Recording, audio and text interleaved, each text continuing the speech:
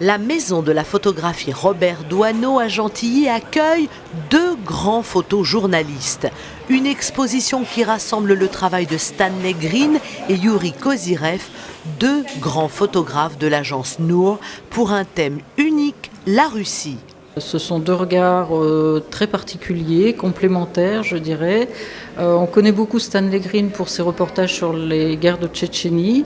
Mais on ne le connaît pas du tout sur les reportages que l'on présente ici aujourd'hui, qui traitent uniquement de la Russie et de différents aspects qu'il a pu enregistrer au cours de ses différents voyages dans ce pays.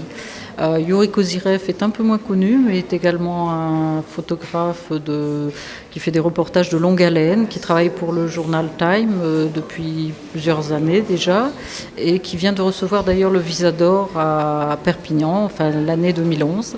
Et c'est très bien parce que c'est vraiment quelqu'un qui est un très grand photographe.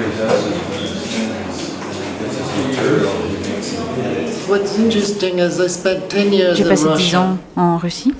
Il a probablement les archives les plus importantes d'un photographe contemporain qui n'est pas russe, qui a documenté la Russie. Il y a tellement d'archives qui n'ont jamais été vues, scannées, et donc c'est une grosse partie de ce qu'on voit ici, c'est juste le haut de l'iceberg. Les tirages couleurs ont été réalisés par Picto et le laboratoire Dufaux, les tirages noir et blanc par l'atelier Fenêtre sur Cour. Le métier de tireur est peu connu, mais grâce à lui, la photo prend tout son caractère. Donc mon travail consiste à travailler les négatifs noirs et blancs. Et je travaille avec Stanley depuis à peu près une vingtaine d'années, donc on se connaît très très bien. Quand je travaille un négatif, je vais exposer une feuille blanche que je vais mettre dans un bain, et dans ce bain-là, l'image va apparaître. Ça, c'est magique. Et ça, c'est parfait. Et ça, c'est génial. Et tous les jours, c'est magique.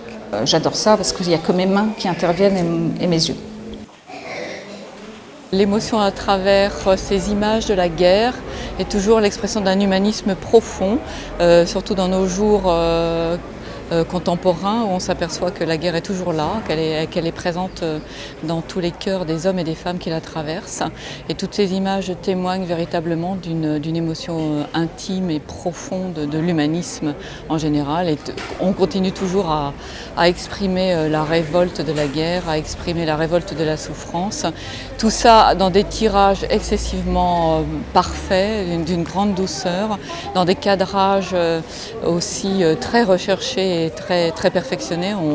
On sent le professionnalisme des images et dans des lumières très douces, malgré tout, en dépit de la violence de ce que ressentent ou vivent les hommes. C'est ce qui m'intéresse en faisant une exposition comme celle-là, c'est-à-dire d'amener les gens à venir à la découverte, à sortir avec des impressions fortes, des impressions intéressantes et aussi d'autres questions pour qu'ils aient envie d'aller plus loin.